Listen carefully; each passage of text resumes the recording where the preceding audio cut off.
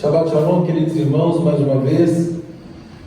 Vamos, em agradecimento ao Eugênio aqui pela introdução, já foi dada a introdução, bem poética.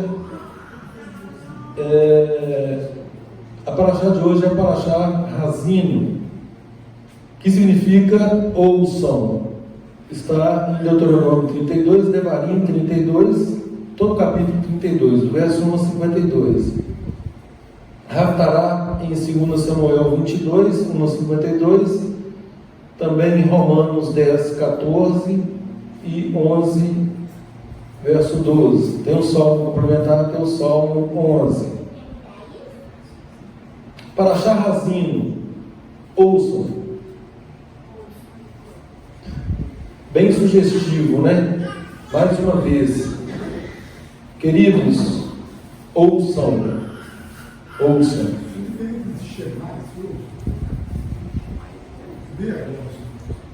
É interessante que tem a mesma conotação, né? Ouve, ouçam, tem a mesma conotação. O sentido aqui é o mesmo no sentido no que toca a obedecer. Ouçam o que eu tenho a lhes dizer. Mais uma vez, conforme foi dito aqui, Deus, uma vez havendo já determinado o fim dos dias de Moisés, faz com que esse cântico seja registrado. E como Deus é muito cuidadoso conosco, isso está registrado e nós temos a oportunidade de consultar hoje um episódio que aconteceu há tantos anos atrás. E tudo, como a própria palavra diz, tudo que está registrado para o nosso exemplo, para seguirmos, para saber o que devemos fazer e o que não devemos fazer. Aquilo que eu falei na paraxá passada, a inerrância da Bíblia, para mim, quando eu olho tantas mazelas, eu percebo que é a palavra de Deus, efetivamente, porque se fosse palavra de homens, não estaria registrado tantos erros. Ninguém gosta de registrar derrota, não é verdade? Ainda mais para ficar para a posteridade. Nós gostamos de contar coisas boas. Aqui não, aqui nós temos vitórias, nós temos derrotas, todas registradas. O caráter, a Yetzirará, a inclinação do homem, está aqui registrado para todos. Para todos avaliarmos o que Israel fazia. Não, Israel é um modelo de nação sacerdotal que retrata o ser humano. O fato de Israel ter sido nomeada como nação sacerdotal não lhe dá uma casta de santidade se ela própria, a nação, não buscar esse relacionamento com Deus. Então é algo que tem que ser buscado, não é automático. Deus não vai ali com a varinha de condão: olha, Israel, a partir de hoje você é o meu sacerdote, você será luz para as nações, você só vai fazer aquilo que eu quero que você faça. Nós sabemos que não é assim. Deus nos deu livre-arbítrio e Ele é o primeiro a respeitar esse padrão. Não poderia ser diferente. Porque Ele não quer seres autômatos, Ele não quer robôs, Ele quer que nós possamos agir e que esse nosso agir, essa nossa vontade, ela venha de dentro para fora. Aquilo que fazemos, nós fazemos querendo fazer. E com que objetivo? Com o objetivo de agradá-lo. Então, ouçam o que eu tenho para lhes dizer. É assim que Deus nos trata.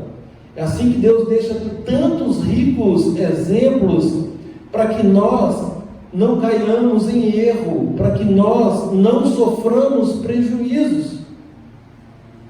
É como nós falamos para os nossos filhos, por exemplo: menino, não suba, porque se você subir, você vai cair. Não vou cair, e cai. Deus faz tudo isso para que nós não caiamos. Ele faz tudo isso para a nossa proteção. Só que quando, tal qual os filhos, né, quando o filho é rebelde, o filho não suba, e ele sobe, chega um ponto que o pai fala assim, bom, então que você caia, não tem jeito, e ele acaba caindo. Então, gente, quando a palavra diz que tudo está registrado para o nosso exemplo, para nós, né, quando nós olhamos para isso aqui, que isso sirva de exemplo, é como não agir em determinadas situações. Quem teve quem teve irmãos aqui, né, no meu caso lá, por exemplo, eu via minha irmã apanhando, fazendo algo errado, né?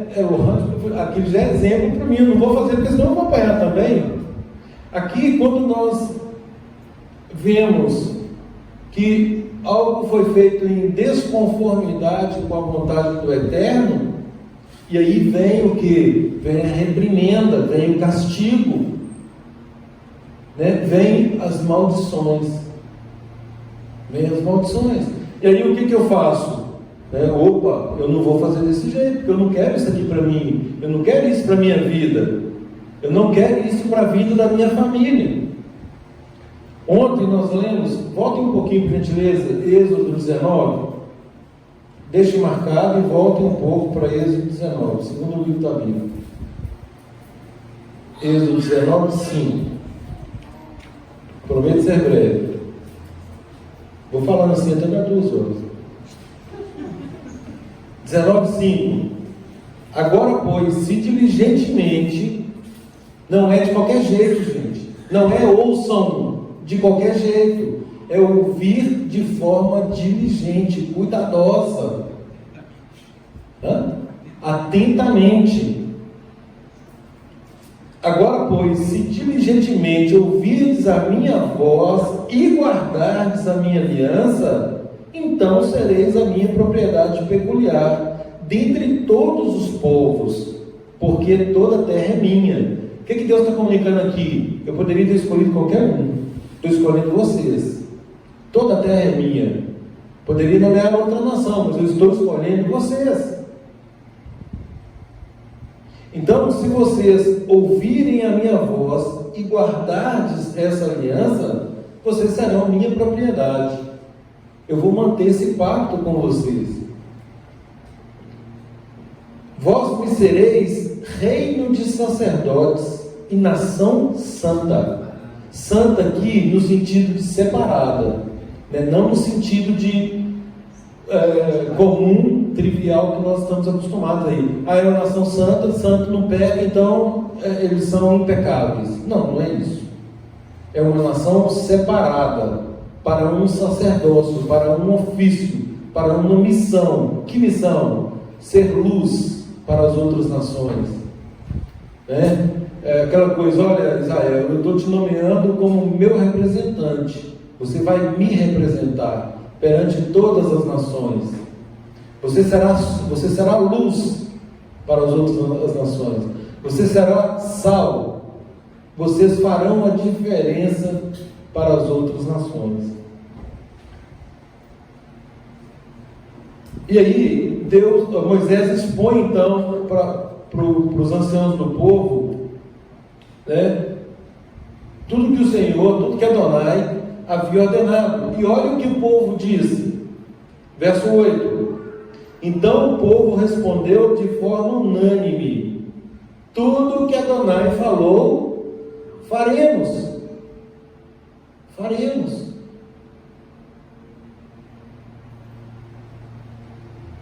E Moisés relatou a Adonai essas palavras.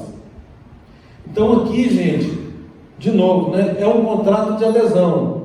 Olha, a minha vontade, os meus mandamentos estão aqui estabelecidos. Vocês aceitam? Sim, nós aceitamos.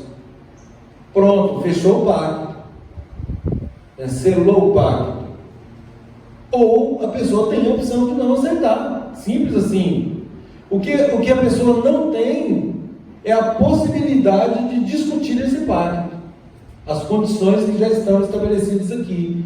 que é a santa, boa e justa vontade de Deus. É aquela coisa de que nós pais, pela nossa experiência, nós sabemos o que o nosso filho precisa. Nós sabemos o que é bom para eles. Por quê? Porque nós já caímos várias vezes, nós já erramos muito, então nós sabemos por onde caminhar. Né? E sendo assim, nós direcionamos. É Deus conosco. Deus nos criou. E outra coisa, é lógico que Ele é Deus. Ele é que sabe, a vontade dele é que é boa, perfeita e agradável. A nossa sempre é deturpada. A nossa vontade sempre é viciada. Por quê? Porque sempre tem algo por trás daquilo que fazemos. Agora Deus não, Deus age de forma santa, reta, justa, boa. Ele sim sabe o que é bom para nós. Agora eu tenho aqui, gente, nós temos, todos nós temos esse presente do céu, a vontade do Todo-Poderoso, daquele que nos criou, registrada. Cada um de nós tem um exemplar dessa lei. Aquilo que nós estudamos na paraxá passada, de que Moisés escreveu 13 cópias, uma para cada tribo e mais uma lá para a conferência que ficava próximo da Arca da Aliança. Hoje nós temos milhões, bilhões, faço nem ideia do número de Bíblias que estão circulando por aí. E em todas elas está registrada a vontade do Eterno.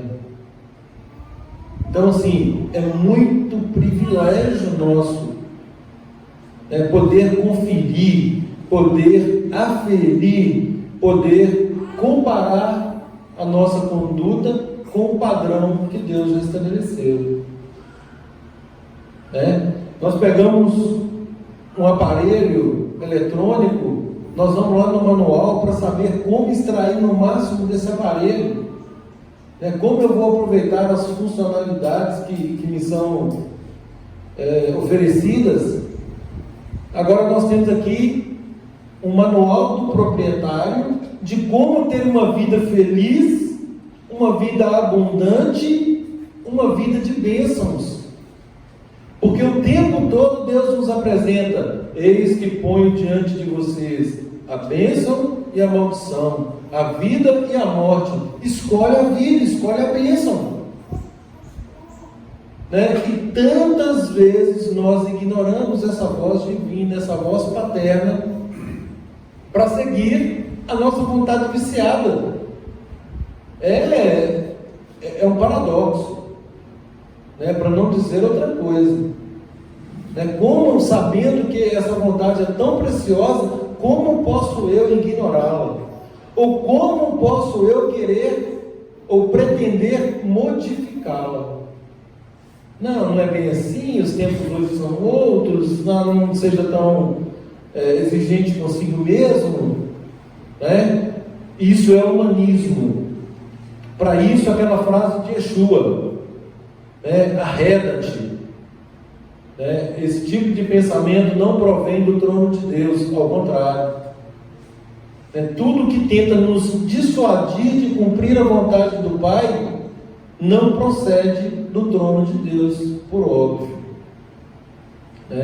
Tudo que nos afasta, tenta nos afastar de obedecer, não procede de Deus. Ao contrário. Então, queridos, ouçam. 32:1. Inclinai os ouvidos. Ou seja, apostos para ouvir. Existe algo precioso nos sendo dito. Nós vamos ignorar? Não, ouçam. Inclinai os ouvidos, ó céus, e falarei, e ouça a terra as palavras da minha boca. Eu não sei se os irmãos conhecem, existe uma música que eu ouvia lá nos idos de 80, sobre esse cântico. Vamos ver se você não conhece. Eu vou cantar aqui só um trechinho, porque é a palavra literal. É como se eu estivesse lendo mesmo. O cântico diz assim: goteja minha doutrina como a chuva, destilha minha palavra como orvalho, como chuvisco sobre a relva e como gotas de água sobre a erva. Porque proclamarei o nome do Senhor, engrandecei ao nosso Deus, eis a rocha. Quem conhece? Não lembra, ouvir? Não, mas a partir esse cântico é cantado até hoje no mundo evangélico. Entendeu? Lindo, e é a letra literal desse cântico de Moisés. Ele não segue aqui os demais trechos. Alguns aqui até que sim. Suas obras são perfeitas, porque todos os seus caminhos são juízo. Deus é fidelidade, não há nele injustiça. E aí prossegue aqui sobre o caráter de Deus. Não é lembrou, não? Não. Deve estar na água. Não, na verdade não é da harpa, ele é um cântico evangélico, que foi criado por um grupo na época. Isso, de fato, na década de 80, 87, início dos anos 90. Eu cantei muito isso na Igreja Betânia, Igreja Evangélica Betânia. Cantei muito esse hino lá. E eu amava esse hino, porque é a literalidade da palavra. E é exatamente esse cântico de Moisés que ficou registrado. O último ato dele,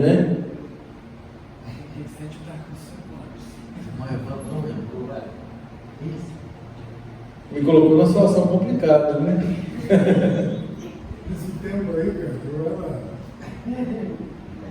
Judeu perdido. Era judeu, era, né? Israelita perdido.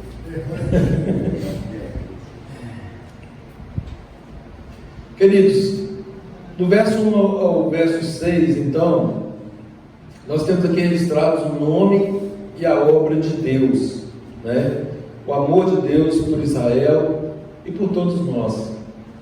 Do 7 ao 12, a origem, o pacto com Israel. 13 a 18, a prosperidade. Vamos pegar aqui, quer ver? 13.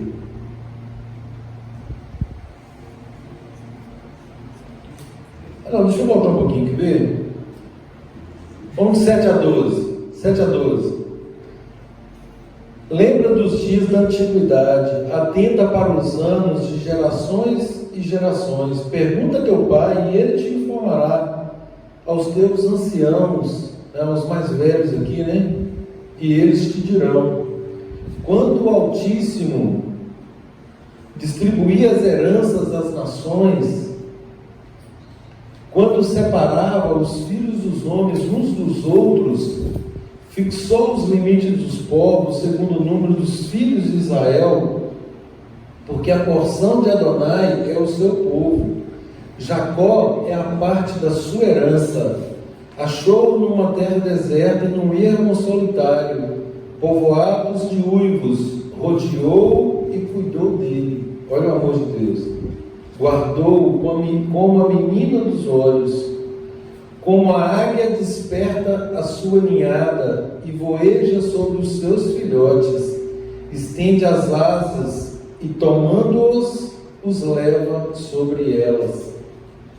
Assim só Adonai o guiou, e não havia com ele Deus estranho. Ele o fez cavalgar sobre os altos da terra, comer as messes, as colheitas do campo, chupar mel da rocha e azeite da dura pederneira, coalhada de vaca e leite de ovelhas, com a gordura dos cordeiros, dos carneiros que pastam em Baçã e dos bodes com o mais escolhido trigo, e bebeste o mosto das uvas. Mas, olha aí, mas, depois de tudo isso, mas, engordando-se o meu amado, deu coices, Esse engordando aqui, gente, é a prosperidade. Deus fez tanto por eles, eles ficaram tão prósperos, que eles começaram a dar coisas. Significando o quê? Rebelião. Rebelião. Ingratidão. Engordou-se, engrossou-se, ficou nédio. Na minha se diz, ficou Deus. Isso. Abandonou a Deus que o fez. Olha aí. Depois de tanta prosperidade, eles abandonaram a Deus, desprezaram a rocha da sua salvação. E aí aquilo que a gente falou, olha, com deuses estranhos o provocaram a zelos, com abominações o irritaram. E aí, gente, só um parêntese, de novo, né, enfatizando essa questão. Por isso que o salmista fala lá: Senhor, eu lhe peço que o Senhor não me dê nem a riqueza e nem a pobreza,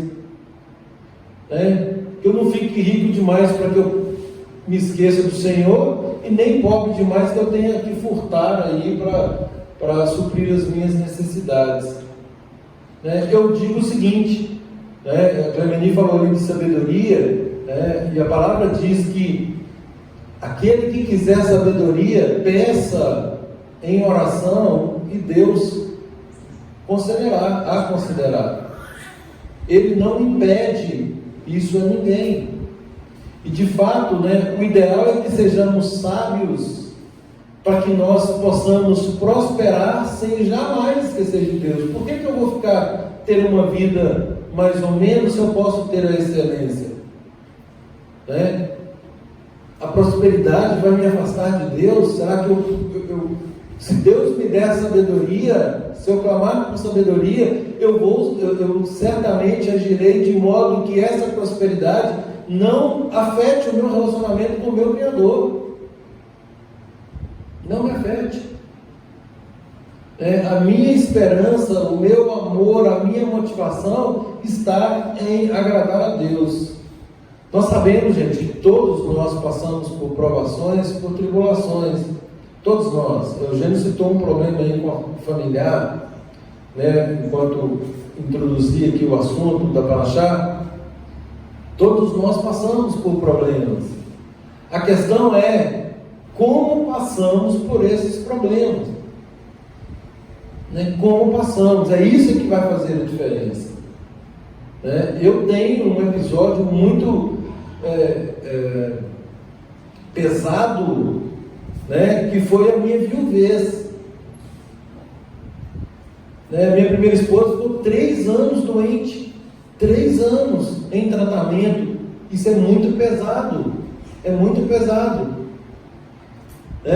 e foi tão interessante. Eu comentava a minha experiência com o Rodrigo, que Deus foi tão amoroso e misericordioso comigo, que tudo aconteceu no tempo certo. Porque a depender da situação pela qual passamos, nós começamos a confrontar a Deus, a questionar a Deus, ao ponto até de nos insurgirmos contra Deus. E quando nós assim agimos, aí é o máximo da nossa humanidade, vamos dizer assim. É o máximo da nossa ignorância. Porque volta a dizer, a vontade dele é que é boa, perfeita e agradável. Como assim? Vem uma morte, vem uma desestruturação familiar e a vontade de Deus é boa, perfeita e agradável? Sim, a vontade dele é boa, perfeita e agradável. Quando eu questionava a Deus acerca dessas coisas, a palavra que Deus me deu foi a palavra de Jó. Quem é você que ousa questionar os meus desígnios? Quem é você? E a palavra diz mais: como pode um vaso questionar o oleiro, aquele que está moldando esse vaso? Quem somos nós? Agora, é aí que nós exercitamos a nossa fé, a nossa emuná. É aí que nós vamos saber se nós confiamos em Deus, se nós temos a Deus como fiel àquilo que Ele nos propõe nessa maravilhosa carta de amor. Então, fé, gente, não é algo abstrato. Fé é confiança. Fé é crer na fidelidade de Deus. Pois não. Os meus pensamentos são maiores que os seus. Os meus planos são mais altos que os seus. Eu é que sei que pensamentos têm sobre vós, pensamento de bem e não de mal, para nos dar o fim que desejais. Deus tem o melhor para nós. Amém. Agora, o tempo todo é isso. Ouçam. Shema Israel. Shema Israel. Ouça Israel. E ontem nós estabelecemos aqui o princípio de que nós somos Israel. Não estou aqui, em hipótese alguma, excluindo Israel. Pelo contrário, ficou estabelecido que nós somos Israel porque nós estamos enxertados em Israel. Não foi Israel que veio até nós para se enxertar na doutrina que nos foi passada por Roma. Ao contrário, nós é que abandonamos essa doutrina romana e fomos até a oliveira verdadeira. Nós aceitamos esse pacto. Essa que é a minha vontade, a Torá de Deus, a lei de Deus. Primeiro amor. Essa é a minha vontade. Vocês aceitam? Sim, nós aceitamos. Tudo que o Senhor disser, faremos. Então, já que vocês aceitam, deles são as promessas, deles são o culto, deles são a Torá, deles são o patriarca, deles descende o Messias. Deles pertence a adoção. E aí nós temos o privilégio de sermos considerados filhos por esse processo de adoção, com essa condição de sermos enxertados em Israel. Então, nós aceitamos esse pacto, Adonai. Nós aceitamos esse pacto. E aí, nós, enxertados agora nessa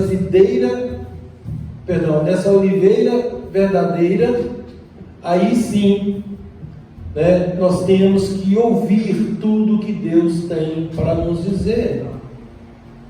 Agora nós estamos efetivamente prontos, dispostos a obedecer. Agora, a santa, boa e justa lei de Deus não está mais apenas registrada aqui. Como nós nos arrependemos de tanta informação romana na nossa mente, absolutamente distorcida, enviesada, nós refutamos, repelimos, eliminamos esse pensamento e permitimos que Deus insira agora, grave na nossa mente, no nosso coração, essa boa, santa e justa lei. Agora sim nós estamos prontos a caminhar com Ele. E aí nós olhamos para esse cântico e pensamos assim: como pode? Como pode? Ou como pôde Israel fazer isso? Na prosperidade eles abandonaram Adonai. Em consequência disso, porque para todo ato tem uma consequência, para toda ação uma reação, em consequência disso veio a punição. A punição. E só uma observação aqui, gente, antes de tecer mais alguns comentários.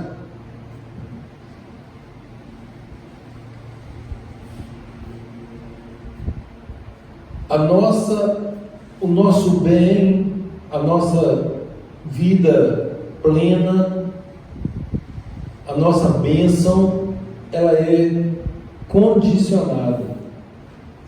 Condicionada. Não pensem que Deus é Papai Noel.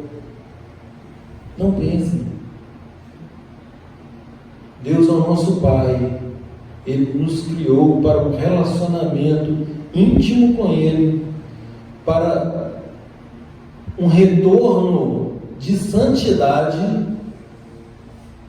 sem a qual ninguém estará com Ele. Ninguém.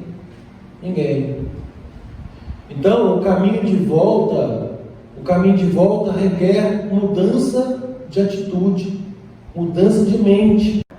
Então, gente, como para todo ato tem uma consequência, para toda ação uma reação, em decorrência da apostasia de Israel, a desobediência de Israel, eles foram dispersos pelo mundo.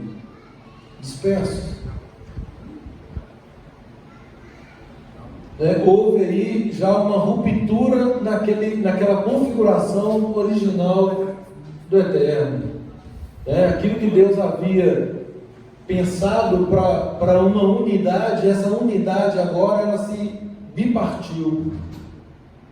Duas casas ficaram de um lado e as outras 10 se espalharam mundo afora. Como Deus transforma maldições em bênçãos,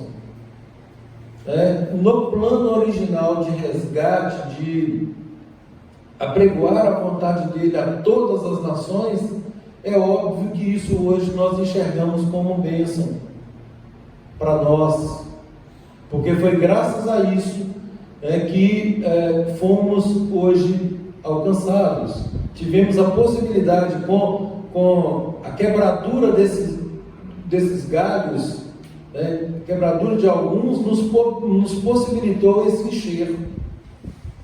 Então, é uma maldição que recaiu sobre eles, que tinham declarado cumprirem o pacto, declararam que cumpririam o pacto e quebraram essa promessa.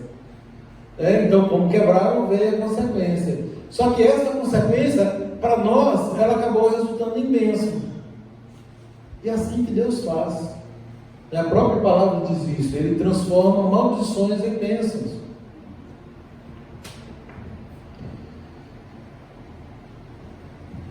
Nessa configuração inicial, o que Deus pretendia, nomeando Israel como uma nação sacerdotal, é que seria modelo para todas as demais nações.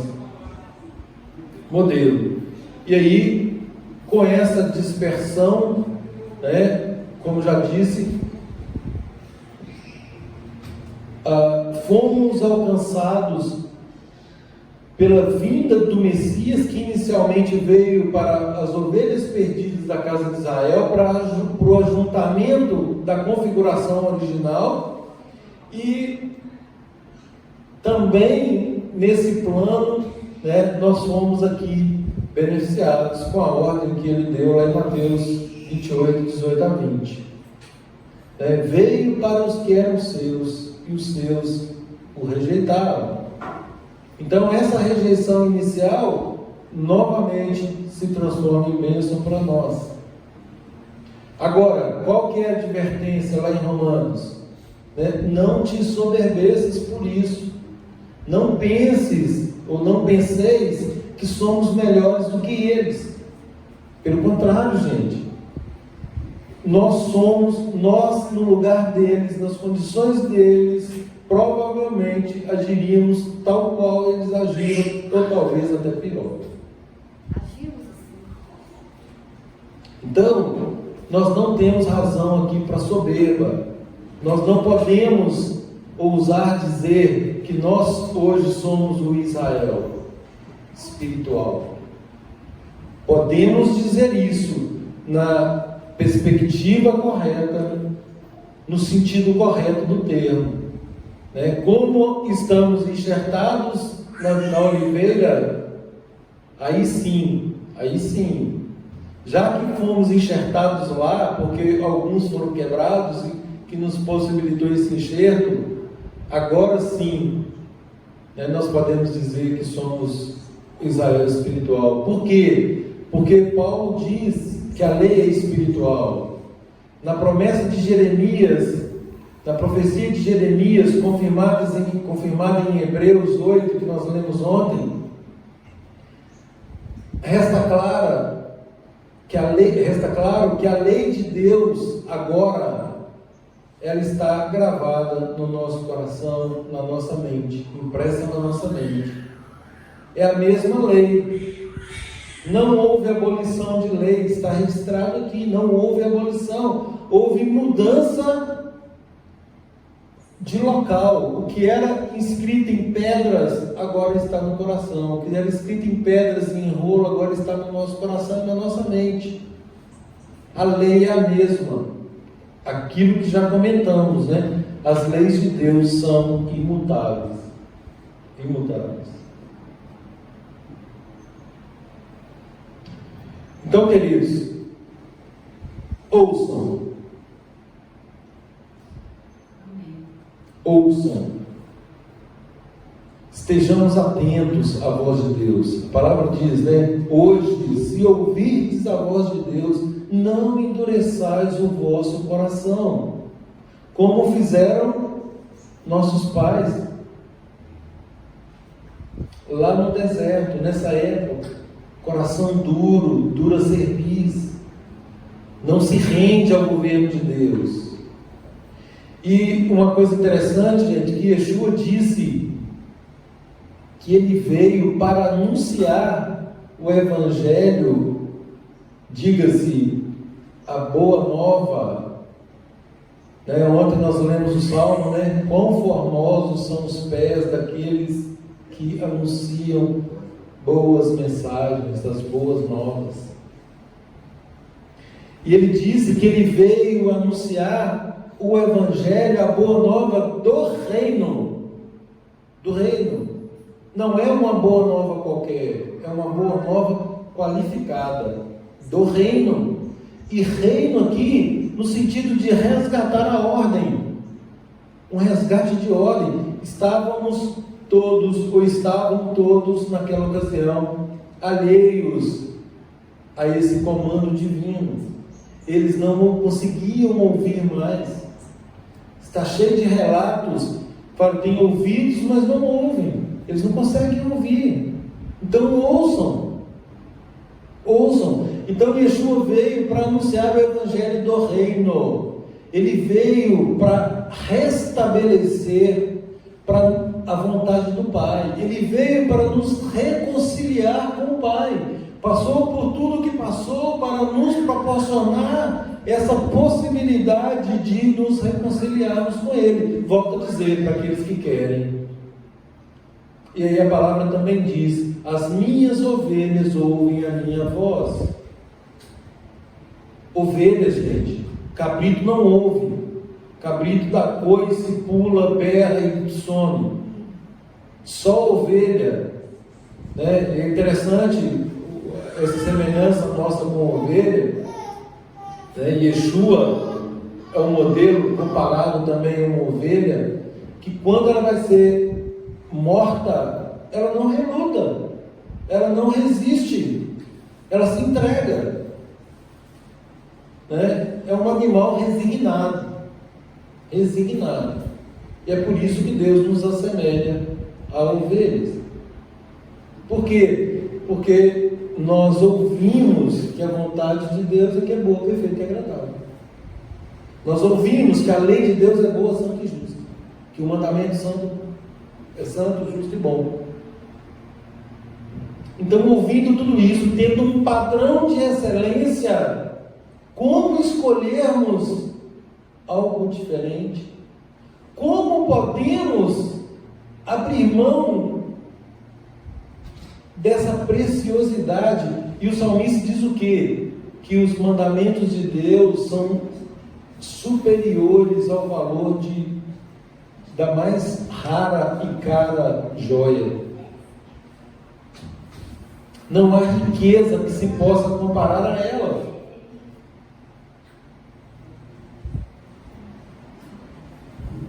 Então, queridos, que possamos ouvir, que possamos, sobretudo, obedecer.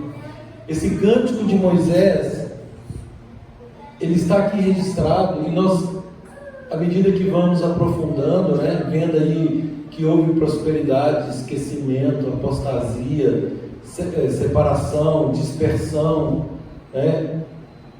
Tanta tristeza para o próprio Deus, que tinha planejado algo tão maravilhoso, um relacionamento tão pacífico, tão ordeiro, e por ruptura de uma das partes, óbvio, a humana, óbvio, do povo, tornou esse relacionamento mais difícil, mais longo. Uma bênção que aconteceria em 2 semanas, demorou 40 anos para acontecer. Olha a proporção. Deus, gente, estou tirando vocês da escravidão, vou levar vocês para uma terra que emana leite e mel. O percurso dessa terra, 15 dias, 2 semanas.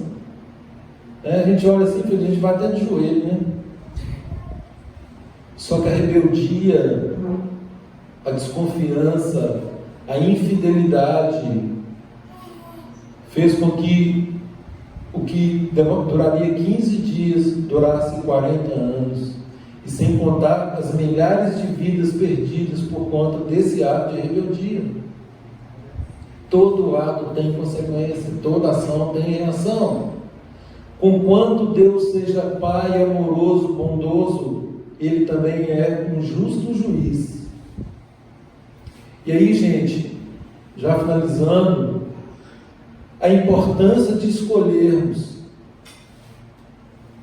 e escolhermos direito, invoco aqui as palavras do Messias.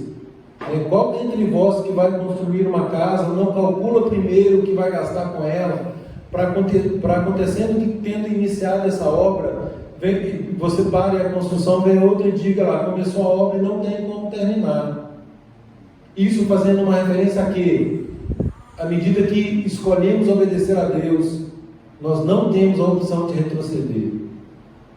Ao contrário, a palavra diz, nós não somos os que retrocedem. Nós temos que prosseguir, nós temos que fidelizar, nós temos que confiar, nós temos que buscar, nós temos que ouvir e nós temos que obedecer. Se fizermos isso, cantamos hoje aqui, mais uma vez. Se quiserdes e me ouvirdes, comereis o melhor desta terra. Eu vim para que tenham vida, e vida em abundância, palavra de Yeshua. E aí, quando nós percebemos que Ele veio para nos reconciliar, para nos reconectar, para elucidar pontos da Torá pontos que estavam distorcidos, ouçamos, gente, ouçamos. Quando o jovem rico perguntou para ele, Senhor, o que tem que fazer para herdar a vida eterna? O que ele disse? Antes disso,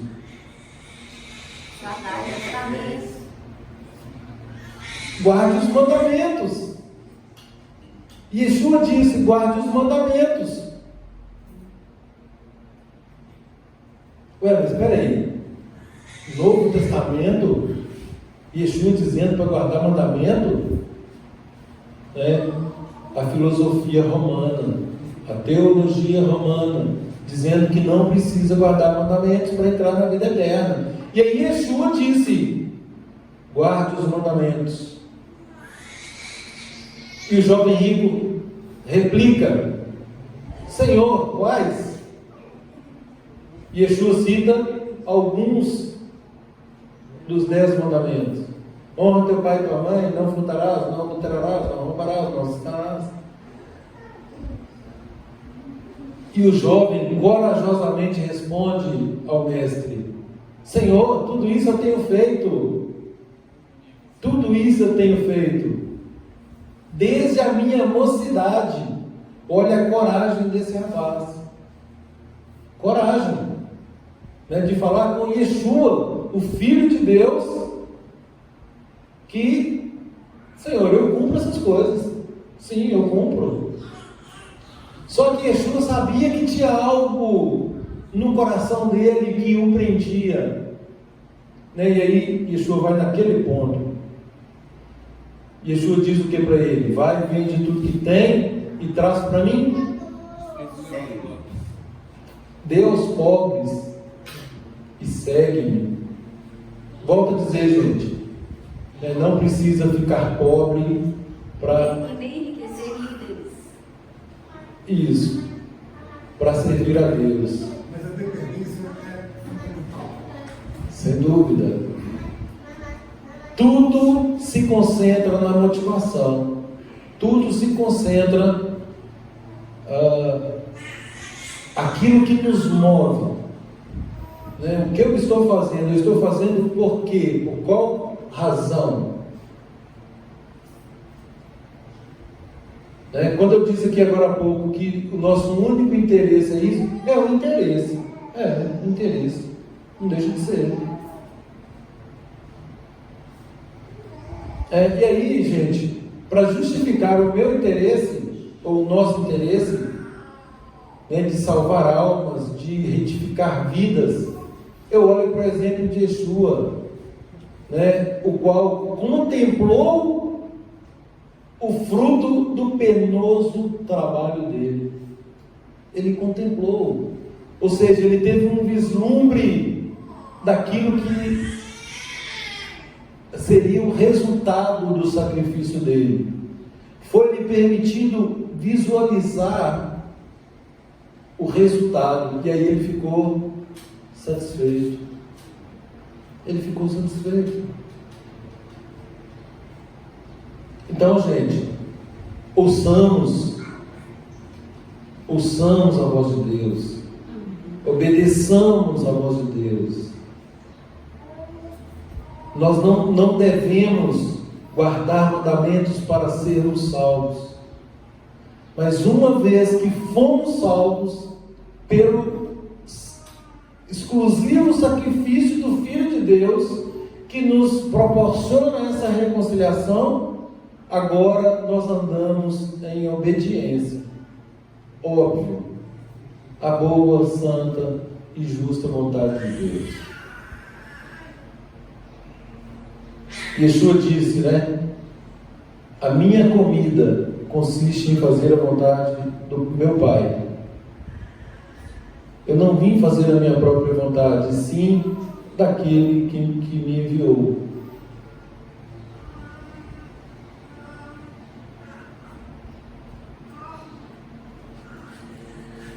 Queridos, hoje é o primeiro dia do ano 5.781.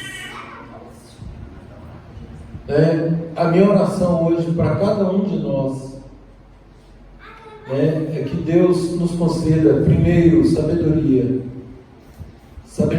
para que possamos prosseguir nesse rico caminho, nesse precioso caminho, que nós tenhamos paz, que nós tenhamos alegria, felicidade, plenitude de vida, prosperidade, todas as coisas boas que a palavra nos promete.